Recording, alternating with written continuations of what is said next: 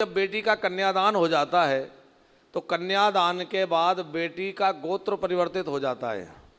वह हमारे घर का धन नहीं रहा, बेटी हमारी नहीं रही, पर वो बेटी कन्यादान का मतलब है कि हमने उसको संकल्प पूर्वक किसी को वाग्दान कर दिया, किसी को दान दे दिया, तो अब वह दूसरे कुल की हो गई, उसका गोत्र, उसके कुल देवता, उसका सब कुछ बदल गया। तो बेटे नहीं है तो आपके भाई के बेटे कर सकते हैं, आपके भांजे कर सकते हैं, मामा का भाई के बेटे कर सकते हैं जो आपके भतीजे हैं।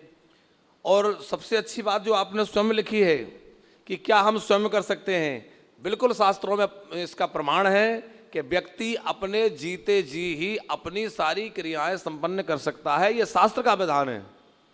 अपने जीते जी 10 गात्र कर दे, अपने जीते जी सारी पिंड क्रिया कर दे, कर सकता है। और दूसरा, खूब भगवान का भजन करिए, भगवान के भजन से तो सबका कल्याण होता है। पर फिर भी क्रिया लुप्त नहीं होनी चाहिए। भले ही आप सारी क्रिया करके जाएं, मरने के पहले किसी ने अपना सब कुछ कर दिया, वृषोत्सर्ग कर दिया, विष्णु सैया प्रेत सैया दान कर दी, विष्णु घट दान कर दिया, अष्टदान कर दिए, गोदान कर दिया, बैतरणी गोदान कर दिया, सब कर दिया, इसके बावजूद भी उनके निमित्त परिजनों को अवश्य पिंडदान आदि श्राद्ध क्रिया करनी चाहिए, नहीं तो परिजनों को दोष लगेगा। आपने अपने लिए कर लिया, आप तो मुक्त हो गए, पर परिजन उस दोष से मुक्त नहीं होंगे, वह ऋण से मुक्त नहीं होंगे।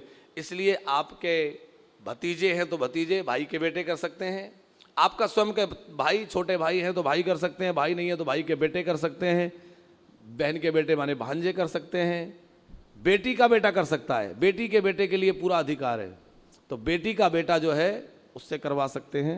ऐसे सब्सक्राइब करें हमारे YouTube चैनल साधना गोल्ड को और पाएं वीडियो सबसे पहले।